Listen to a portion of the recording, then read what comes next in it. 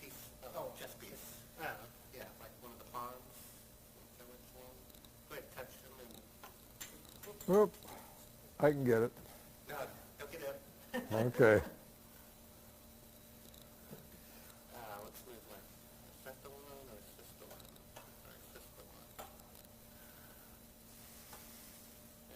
I think that's not the one.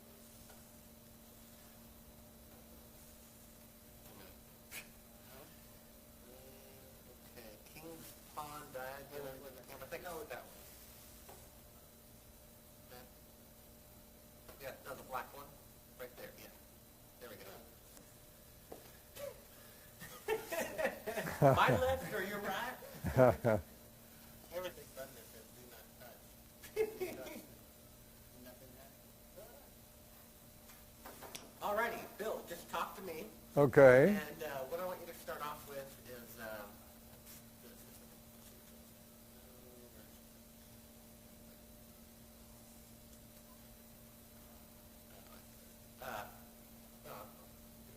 yeah. So, let's see, I guess we'll start off here. And go ahead, just talk to me whenever you're ready. Okay. My name is Bill Kaysing, and I was born in Chicago, Illinois, and I grew up in California. And I essentially had a conventional life until, let's say, I left the aerospace industry.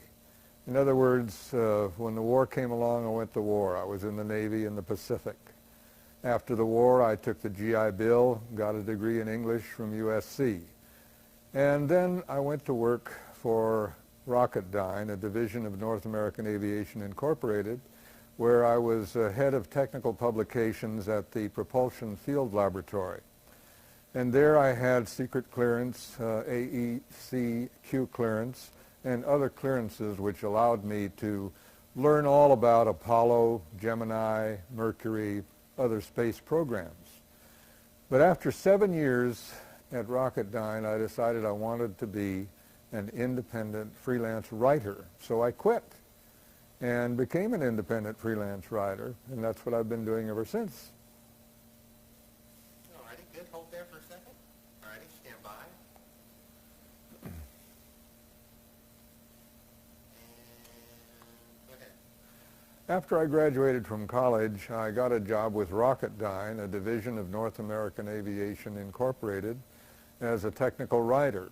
And subsequently, I became supervisor of technical publications at the research facility in the Simi Hills. And there, of course, I had to have clearances such as top secret, AEC-Q clearance, and other clearances which allowed me to know all about Apollo, Mercury, Gemini, and other space programs. Alrighty, good. Hold there for a second. Tell me a little bit about your title again and what your job description was. Well, I was in charge of technical publications for the entire Propulsion Field Laboratory, which was a research facility for the development of large liquid propellant rocket engines, and of course all the peripheral equipment that goes with them. And my job was essentially writing and editing technical prose regarding this research effort. Good. Tell me a little bit about the working conditions there, the attitude of work, and I think you were talking about some department at one time being entirely lost. Yes, actually I found Rocketdyne as a sort of white-collar WPA. In other words, the government was pouring billions of dollars into rocket research, but much of the money was wasted. And after a while, I got the feeling I'm wasting myself too. I'd rather do something more productive.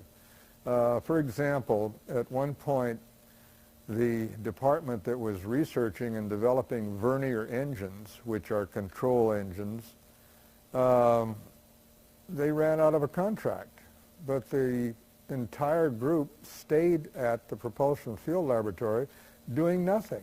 They would play Battleship, read newspapers, go for walks, have fun in the boonies, And I thought this was a ridiculous waste of the taxpayers' money and everyone's time.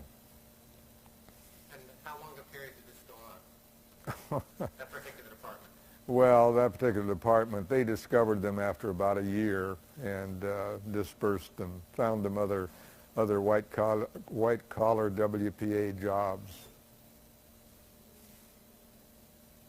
What were some of the things that you wrote about in your technical writing?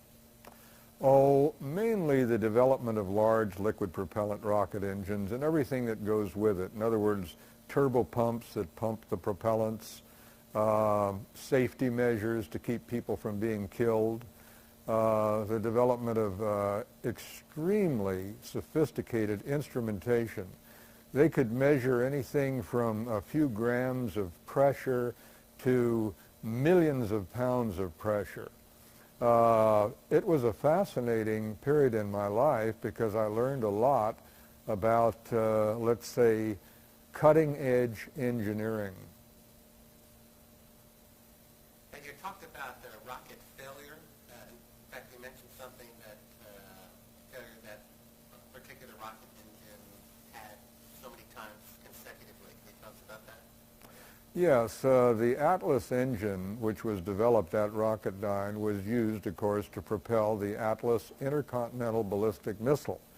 However, it didn't work too well. In fact, at one point, 14 Atlas D, which was the latest model, exploded consecutively at Vandenberg Air Force Base. They blew up in the air, downrange, on the pad. So the Atlas engine reliability was very low. And this, of course, gave me a very dim view of space travel, rockets in general. Now, was this particular type of engine a precursor to the development of the ones used in Apollo?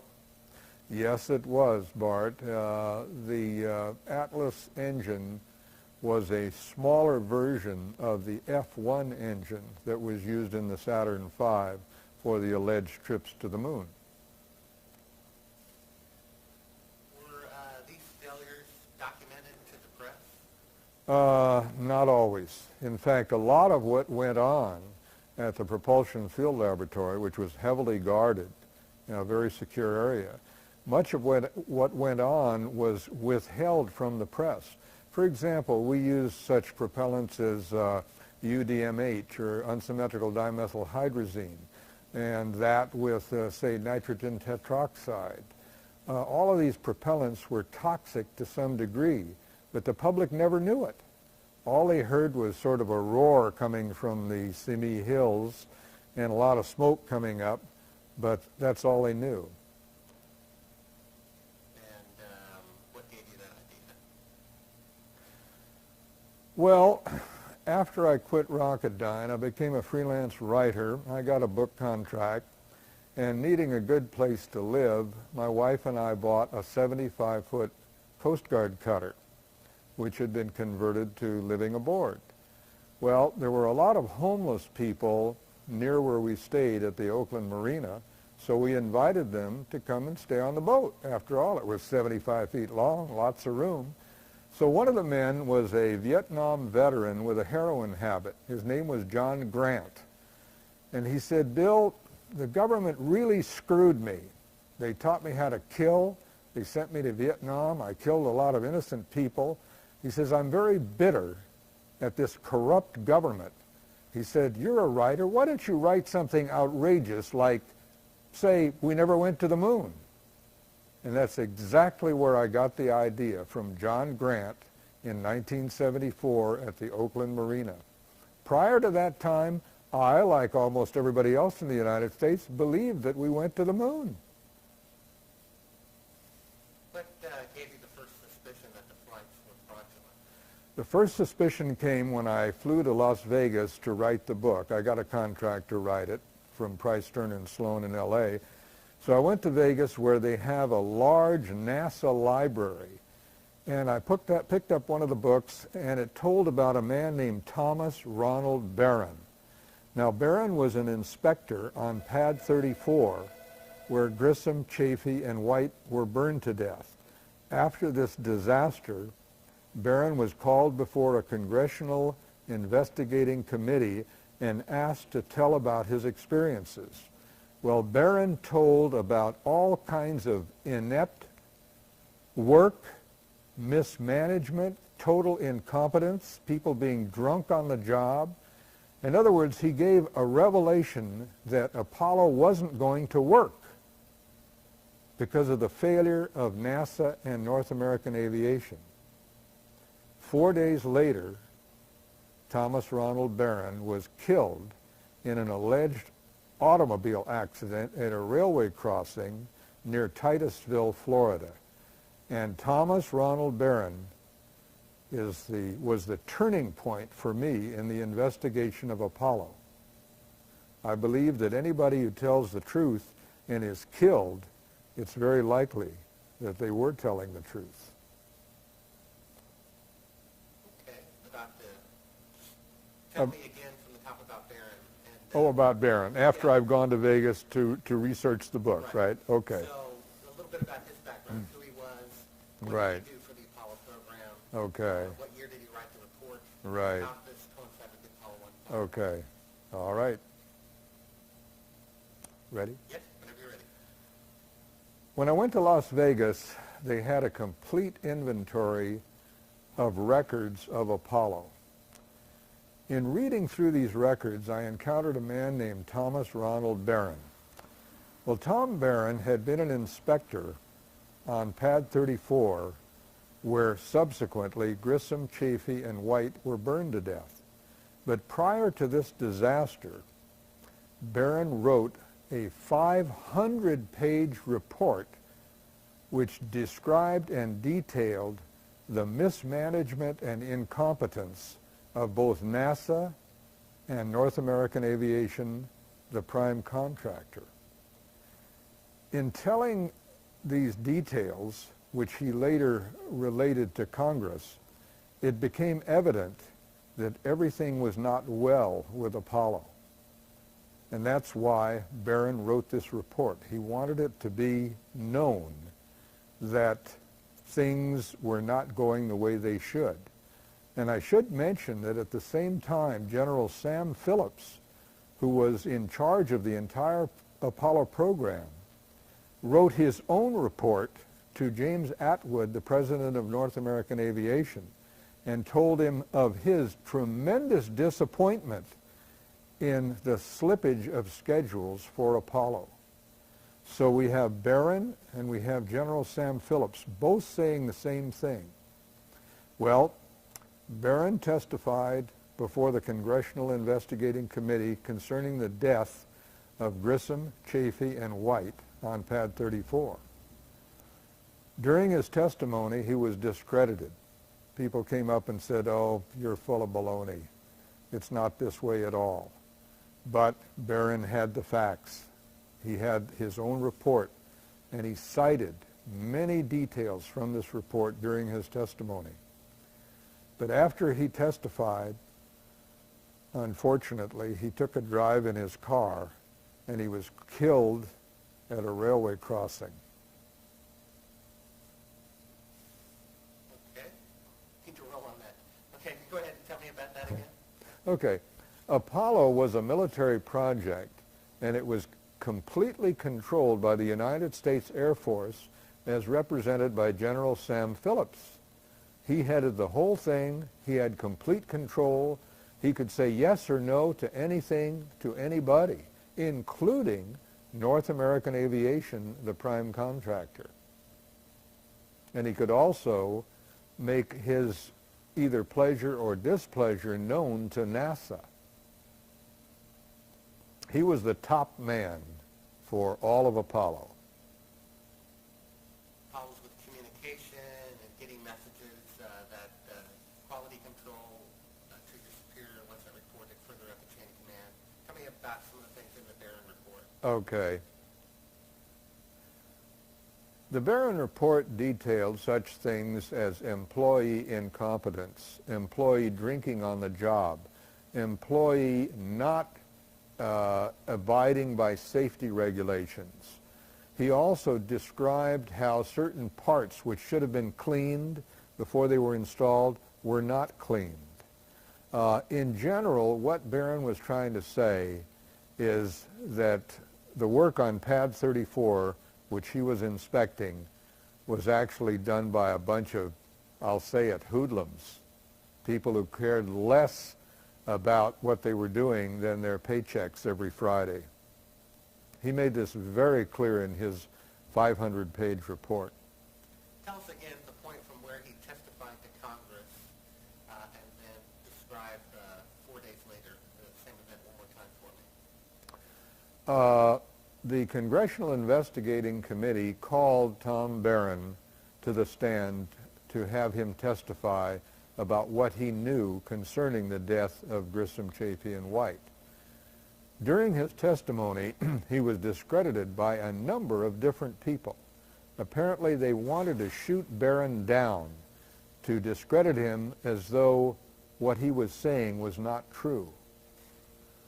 But obviously, what he was saying was true, because everything he wrote in his technical reports was corroborated and embellished by General Sam Phillips. And of course, after he testified, he went for a drive in his car, and he was killed at a railway crossing with his wife. Tell us that one more time and mention that that 4 days, start with 4 days later after Congress. Okay. Mention that his car stalled. That it was found Yeah, stalled. okay.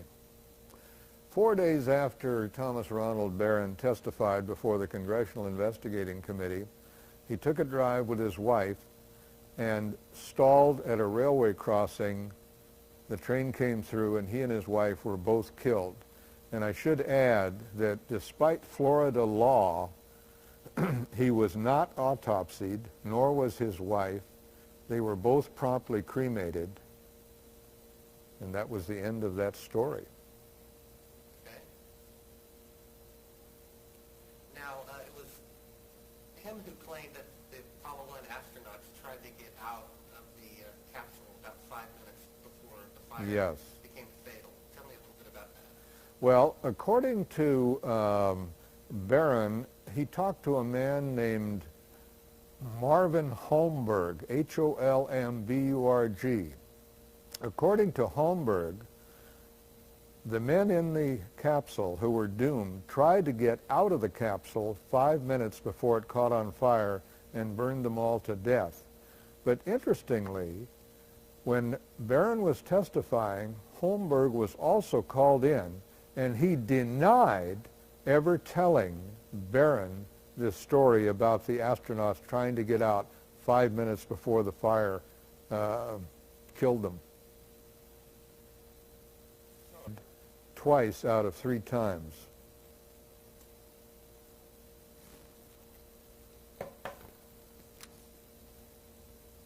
What do you think of this story, gentlemen? Interesting? Tell us about the Land Rover. Did that cost $6 billion? Is that correct? The Moon Rover? I'm not sure how much it cost, really. I would have to waive that fact. Tell us about why you think it's curious the astronauts didn't at least photograph the stars separately and bring a telescope to leave on the moon. Would you say that once more, please? Yeah, tell us about how curious it is that they didn't bring a telescope to the Oh, moon. yeah. Or even photograph stars simply by Yeah, themselves. right. One of the strongest pieces of evidence that men have never landed on the moon is the fact that they never discussed stars. They never took photographs of stars, even though any astronomer will tell you that the sight of the celestial heavens from the surface of the moon by astronauts would have been breathtaking, overwhelming, and certainly would have evoked a tremendous response on the part of any human being on the moon. Now, what I have to ask is, why didn't the astronauts take a telescopic camera to the moon and take pictures of Saturn, Venus, Mars, the galaxies? They could have gotten pictures of the stars that are impossible to get on Earth because of the atmospheric interference.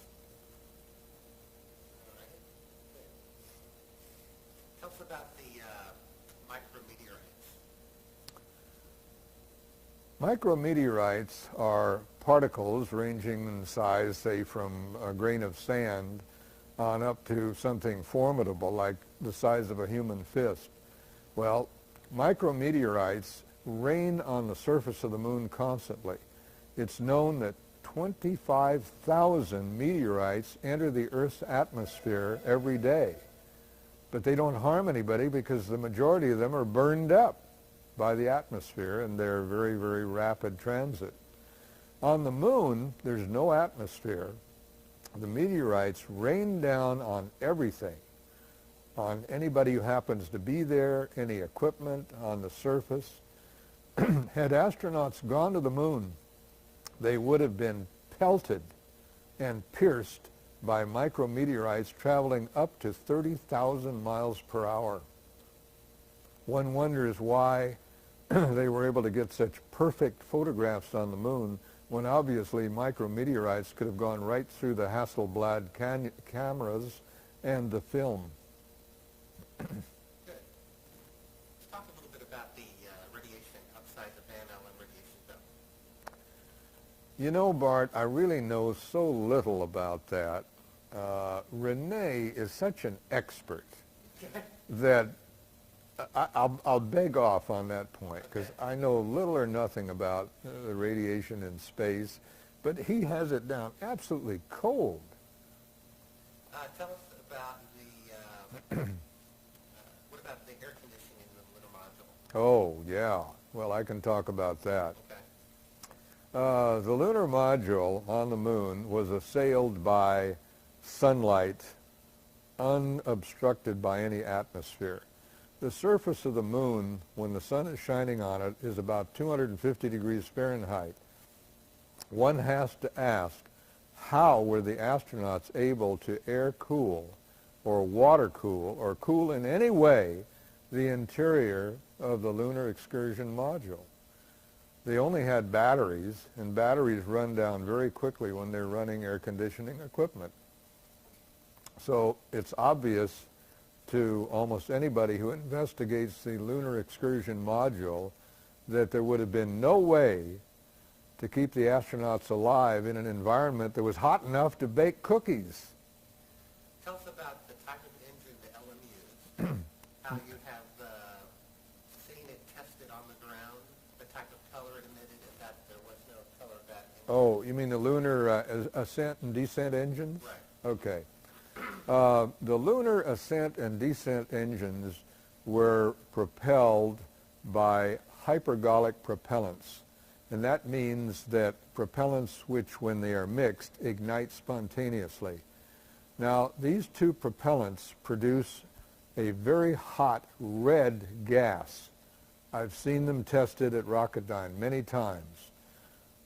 In photographs taken on the moon, there is practically no visible gas being emitted from the ascent engine when it takes off, nor is there any indication when they are descending that there is this cloud of red gas underneath the lunar excursion module.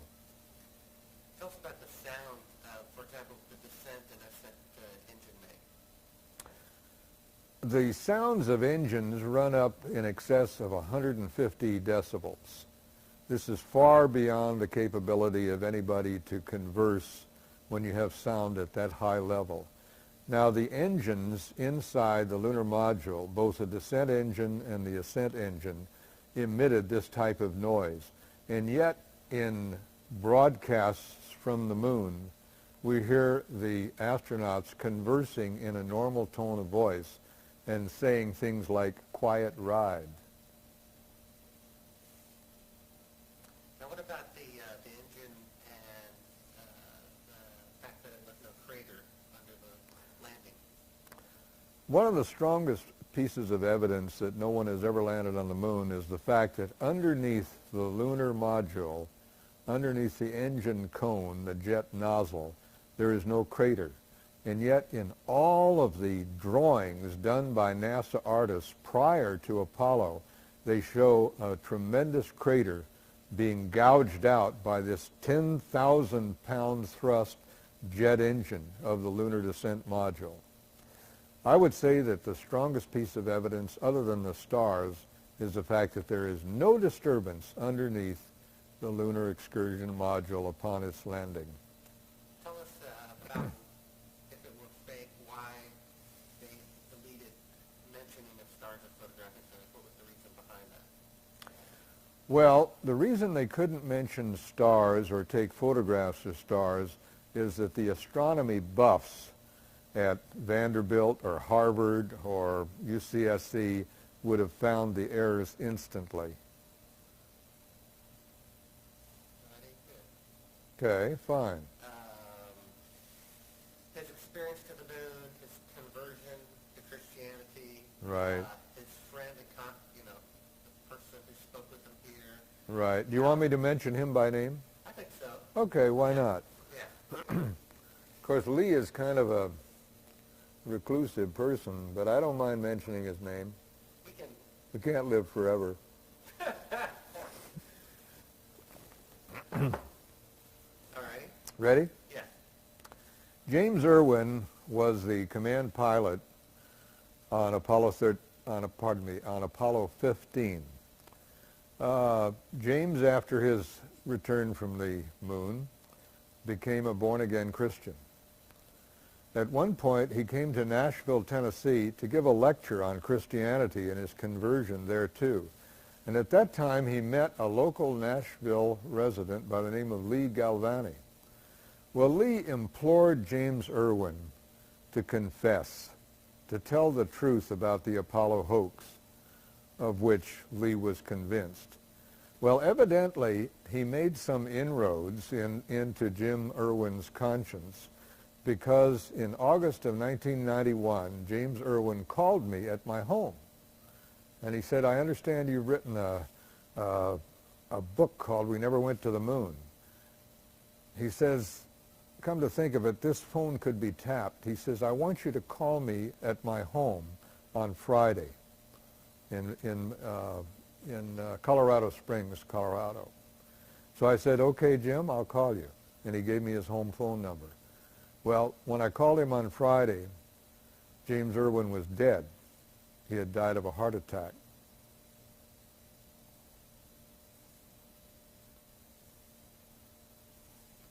Tell me about the pilot who phoned in one of your guest appearances on the talk radio program. Oh, sure. I was doing a radio show, and an airlines pilot called in, and he says, Bill, I think you're right, because I was flying non-stop from San Francisco to Tokyo, and I saw a C-5A cargo plane drop a capsule out of the cargo hold. The orange parachutes came open, and the capsule descended toward the ocean. And even though we were traveling about 550 knots, we were able to track and see the parachutes and the capsule descending at a time when the astronauts were allegedly coming back from the moon. He says, I can't give you my name or my airline company because I need my job. Yeah, let's just tell us that story one more time from the top. Sure. And go ahead. While I was on a radio show concerning Apollo, an airline pilot called me and he said, Bill, I think you're right, because while I was traveling from San Francisco to Tokyo, we saw a C-5A drop a capsule out of its cargo hold. The three orange parachutes opened, and it descended toward the ocean. And even though we were traveling at about 550 knots, we followed this descent as long as we could. Now tell us about the steam or lack of steam after. Okay. How hot it would be, why it would be hot. Okay. When the command capsule returns to Earth, the atmosphere causes it to become red hot due to friction at high speed.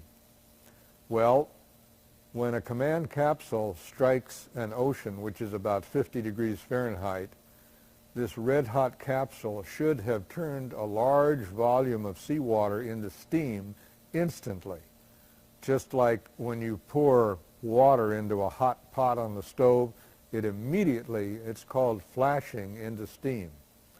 But in all of the photographs showing the capsule hitting the water, there's no indication whatsoever of any steam, of any indication that the capsule was really red hot. A newspaper clipping or something? Reporting? I have sent for a copy of the December 8th Mercury News, which should contain the story of the KOME bombing. And if I don't get it from them, I'll try and get it from the FCC. Okay. Let's start this off with in 19 whatever the year was that you wrote the book, and subsequently... Yeah, okay, fine. And go ahead. The first edition of We Never Went to the Moon came out in 1975 in the spring, and copies were distributed through the media, and I began getting telephone calls from all over the United States wanting interviews. And I did perhaps 100, maybe 150 radio and television, telephone, and personal appearances regarding my book. Well, on December 7th, 1975, I was invited to discuss my book at radio station KOME in San Jose, California. The moderator or talk show host was Victor Bach. About halfway through the broadcast, the engineer came into the control room, or the room where we were giving our information, and he said, "We're off the air." Subsequent investigation indicated that someone in a helicopter had dropped napalm on the KOME transmitter in the Gilroy Hills, causing $250,000 worth of damage and effectively cutting off the station from the air for 3 days. Well, police came to the station and offered us police protection because callers into the station said, "What happened to you? You had this fellow on about we never went to the moon, and suddenly your radio station goes off the air." So to me, this was the first real-life indication that there was somebody that didn't want me to tell this story. Now remind me, who is Bob Edwards? I have that written down? Sure. Okay. Bob Edwards is a graduate of Stanford. He has a degree in communications. And he called me up a year ago and said, "Bill, I'd like to do a tape for my master's degree in communications." So he came over to my home and filmed me in 16mm color film for several hours, took it back, and made a videotape. But strangely, the tape has never been distributed. And Bob seems reluctant to discuss it. Now, which NASA records are considered to be not classified but not available? All of the records concerning Apollo are not classified, and yet they are unavailable to the public. One has to ask why. What do these records contain? Say again. What would these records contain?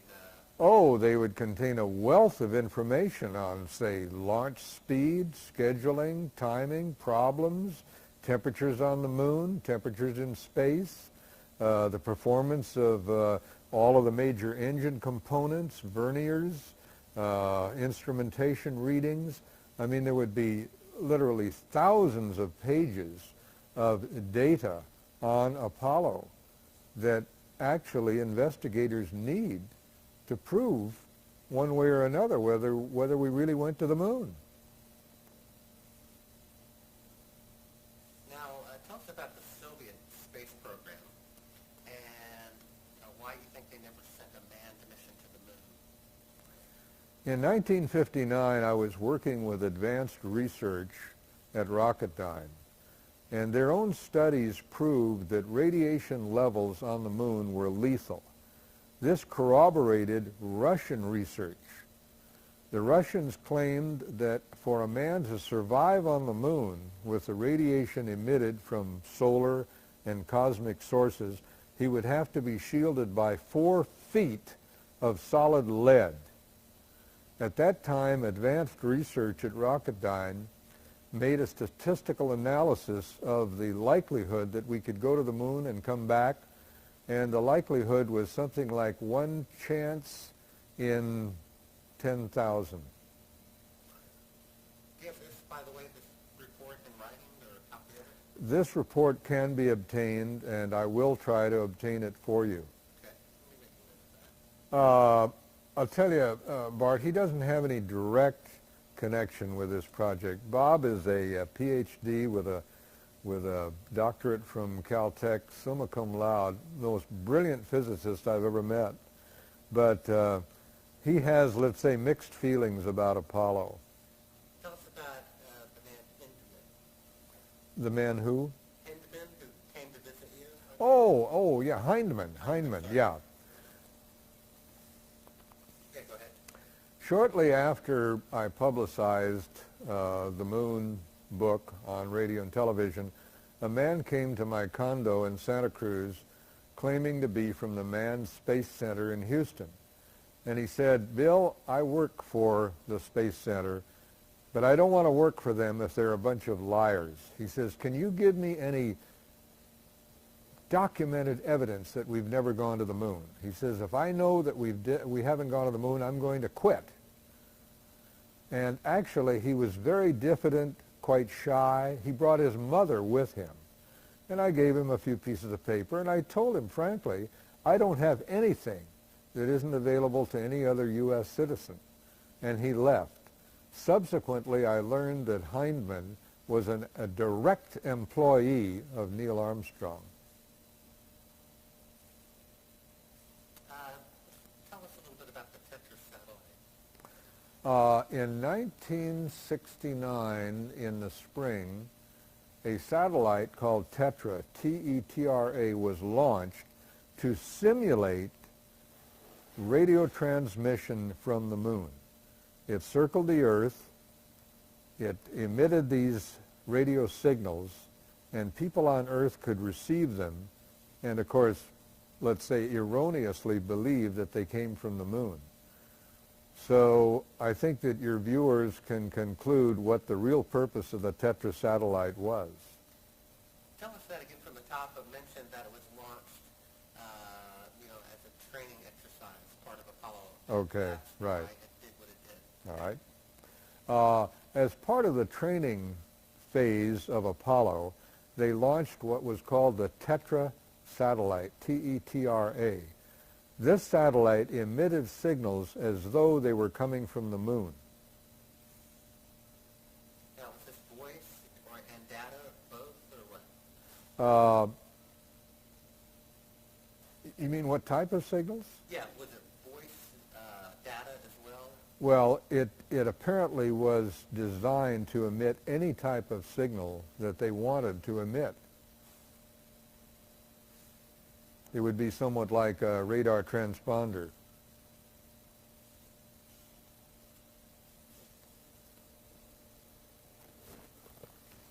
George Pal was an early Hollywood expert on animation.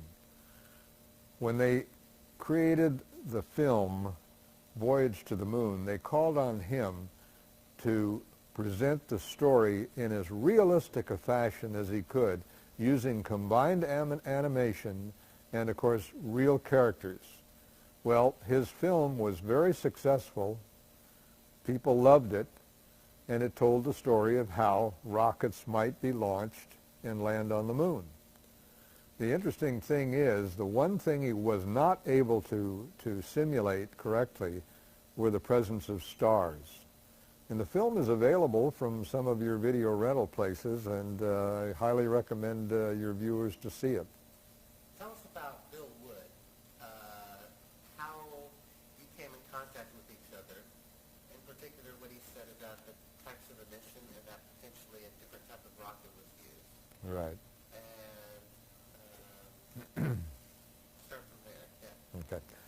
Bill Wood is a rocket scientist. He's been in the business for 25 years.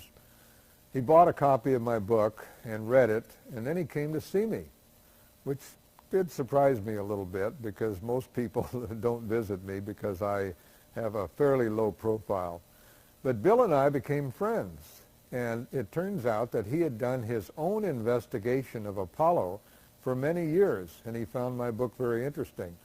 Well, one point that Bill brought out was that the Saturn V vehicle using 5 F1 engines really was not the configuration that was shown in films of the Saturn V leaving for the moon.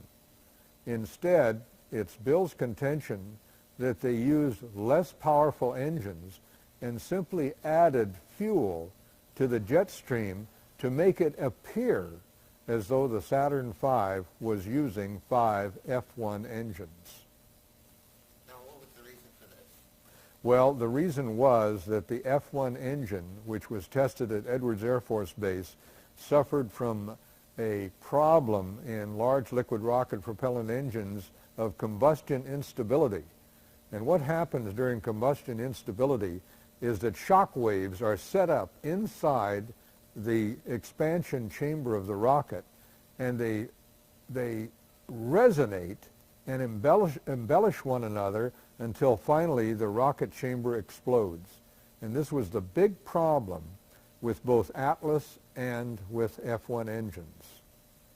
What was Bill's proof that they substituted engines? Bill Wood's proof that they substituted engines was the fact that the color of the jet coming out of the Saturn V was incorrect. It should have been white hot. Instead, it was red, showing that it was operating fuel rich. Tell us about what he was doing prior to his current condition, and if that coincided the timing of that with anything. You mean his having a stroke? Right. Oh. At what age he is. Bill Wood was helping me with my investigation and definitely contributed to a lawsuit which I filed against Apollo 13 astronaut James Lovell. I filed a suit on on August 19th. One day later, Bill Wood suffered a severe stroke which eliminated his power of speech and the use of the right side of his body. Now, what did he have, what was his connection to the lawsuit? Connection to what? What was Bill Wood's connection to the lawsuit? To the lawsuit? Yeah. Bill Wood and I attended a lecture by James Lovell in San Jose at the Convention Center where Lovell was talking on leadership, citing his Apollo 13 experiences. After his lecture, Bill Wood and I went up to James Lovell, and I gave Jim a copy of my book, We Never Went to the Moon. He took the book, made no comment, and was quite gracious because he was surrounded by autograph seekers. Bill Wood, at the same time, told Lovell of his own suspicions that the Apollo project wasn't real. And, of course, again, Lovell, in public view, could really not be anything but courteous to both of us. So that was Bill Wood's contribution at that point. Subsequently, he wrote a report, which I have, concerning his belief that the Apollo project was a gigantic hoax. And what period of time was it after writing the report that he had a stroke? What period of time after? After he wrote that report to the time he had a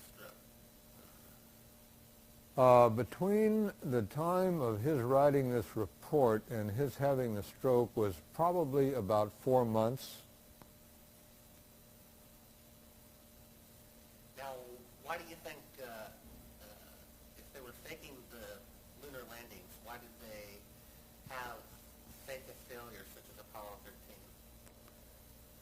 Well, according to Dr. Van Meulen, who's an astronomer at Leiden University in Holland, he claims that Stan Kubrick was hired by NASA to write the scripts for Apollo 11, 12, and 13. Well, Stan is a very intelligent movie maker, and he knows that people get bored seeing the same things over and over again. He knew that by the end of Apollo 12, people would want to see something different. So he came up with a script in which Apollo 13 fails. A tank explodes. They have trouble in space. And this focuses renewed attention on Apollo. Well, evidently, Kubrick's script was picked up by NASA, and they carried out the script exactly the way he wrote it.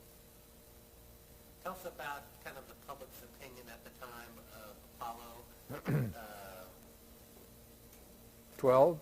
Yeah, I mean after 12, why would it be in the NASA's interest for there to be a longevity involved? Well, Apollo 11 actually fulfilled America's desire to get somebody to the moon and return them. Apollo 12 was a repetition of Apollo 11. They went to the moon and they came back. People weren't interested anymore. In other words, once you've seen something, you really don't want to see it again. The enthusiasm of people to the Apollo 12 astronauts was greatly diminished.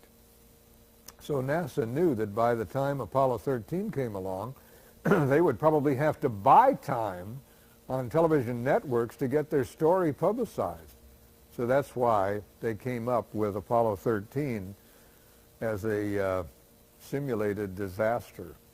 Why exactly are you suing him? What's the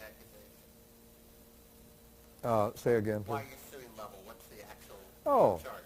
Well, I gave Jim Lovell a copy of my book, and he took it back to Lake Forest, Illinois, where he lives, and he read it, and he wrote me a rather scathing letter condemning the book and condemning me and saying that I really had a low intelligence. But subsequently, a newspaper in San Jose called Metro interviewed Mr. Lovell, and during the interview he stated that I was wacky on the basis of reading just one of my 20 books. Well, I took offense at that, particularly since it was published in a paper with 500,000 circulation, and I felt that it would damage my reputation as an alternative writer. So I went to Superior Court in Santa Cruz and filled out all the papers and filed a suit against him, and incidentally found him very, very hard to find. It turns out he only spends 1 hour a day at home, according to his wife, Marilyn. So I hired a process server for $150, and they finally presented my summons to his wife to give to him. He never received it personally. However, after he received it, he hired an attorney by the name of John Paul Hardy, who occupies the entire 35th floor at number 1 Post Street, San Francisco, and Mr. Hardy will represent him in the forthcoming trial on October 6, 1997. All righty. Right. Tell us just a little bit about your opinion of propaganda films and things like that. Well, since the government, our corrupt government, essentially controls the media, it's no problem for them to produce propaganda films. For example, for many years, John Wayne was presented as a hero, as a CB, as a Marine, as an Air Force pilot or whatever, and he made war seem glamorous and dramatic and something that should occupy a young man's time. I have a Vietnam veteran who said, John Wayne conned me into killing 500 people in Vietnam. So what we're confronted with is a propaganda machine beyond comprehension and well-funded. During World War I, they produced films showing German soldiers spearing Belgian babies. And I might point out that National Geographic magazine picked this up and actually had presentations on this subject. And interestingly, National Geographic was one of the prime media to present photographs of astronauts cavorting on the moon. So to summarize, what American citizens are confronted with is this enormous propaganda machine. For example, the U.S. Air Force has the largest movie studios and more equipment in San Bernardino than any studio in Hollywood. Tell us about trying to get a copy of the Phillips report, the Barron report, and what that was like. In attempting to find copies of the 500-page Barron report, I met with a complete blank wall. NASA, North American Aviation all claimed that they didn't have the report and they didn't know where to find it. Fortunately, Senator Alan Cranston of California was able to get for me the 50-page Barron report, which I have, and the 500-page General Sam Phillips report, which I have. And if your viewers are interested, I'd be delighted to send them copies for simply the cost of copying them.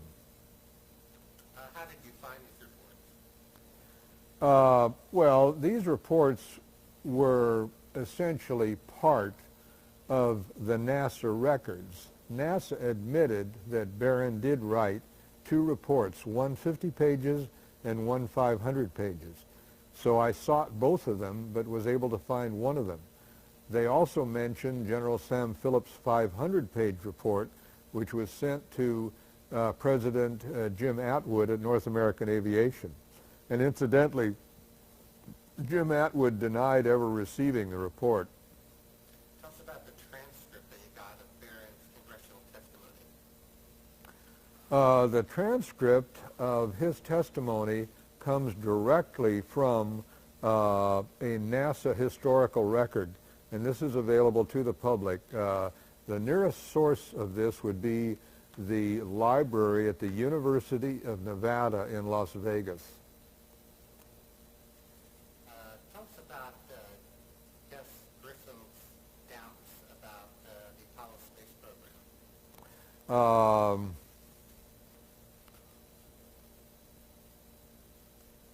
Gus Grissom was very doubtful about Apollo. He flew to Downey where the capsule was being assembled and studied it very carefully. He wrote reports about his doubts. On the day that he was burned to death in one of the command capsules, he hung a lemon on the outside of it, giving graphic proof of what he really thought of this piece of mechanism. Grissom actually was, let's say, a rebel among the astronauts. He did not believe that things were going well, and he wrote reports about it. Now, the day after he was burned to death, FBI agents burst into his home, removed all of his records, particularly those pertaining to Apollo, and according to Betty Grissom, his widow, they were never returned. Tell us about the number of parts. Kind of take us through statistically the failure that you saw and the number of parts and components involved in Apollo, and in order to carry off the mission successfully. You mean the number of parts in the unit? Yeah, like you're talking about 80 elements having to work 6 times, and Yeah. so many thousands of parts involved. Okay. Apollo consisted of millions of individual components, all of which had to function perfectly. In addition, there had to be 80 particular distinct operations of segments. In other words, the booster had to separate from the command capsule. The LEM had to be turned around and connected to the capsule. All kinds of things had to happen absolutely on schedule. And this had to happen 6 times perfectly. Well, statistically, the probability of this happening is very, very slight, as any mathematician will tell you, because mechanical things obey Murphy's and Parkinson's law. If a thing can fail, it will fail at the worst possible time. Alrighty. The monkeys, the Soviets and the Americans were launching the test, the effects of radiation. Could we leave that to Renee, because he knows that the monkey business and the radiation. So covered a lot of the good points. Holmberg, Lovell's lawsuit, stars, crater under the moon. We would have to, let's say, dilute the presentation if we went into some, well, do you want to go into death threats? Obviously those may come with your... I got lots of those. Say that again? I threw them in the trash. Oh. Tell me what you just said again. You really want to record it? Sure. Right after I came out with the book, I used to get death threats. These were letters with skull and crossbones, and they'd say, "Hey, you commie pinko fink, either lay off of the Apollo hoax or we're going to come and get you." Tell us a little bit more about some of the photographs and other anomalies in the photographs. Well, I would say the major anomaly in Apollo photography is the fact that they take pictures of the Earth from the moon, and they could have very easily changed film and stopped down the camera or gave it a longer exposure and taken marvelous pictures of the heavens, particularly of things like Saturn with its rings and Jupiter with its 6 moons. Would have been marvelous. But no photographs that NASA provides ever shows any stars, with the exception of a few dim ultraviolet emission stars, which I did find at one time. What about some of the shadows not being parallel and things like that? Oh, that's an important point that's been well investigated by other investigators. The fact in many of the still shots, the shadows are not parallel. Well, this can't be if you have the sun as a point source of light. Just go outdoors anytime during the day and look at the shadows. They're all exactly parallel because the sun, being 93 million miles away, illuminates them in such a way that they have to be parallel. California, where I can get all issues of the Chronicle on Apollo. And incidentally, would you like newspapers like the New York Times showing astronauts land on moon? Yeah. I'll send them to you. Yeah. I've got Life magazine and National Geographic. Well, let me send you the New York Times of October 21st, Okay. 1969, which says, men land on the moon. Alrighty, starting over here. Give me some slides. Give me those slides. Give me those slides. Going this way.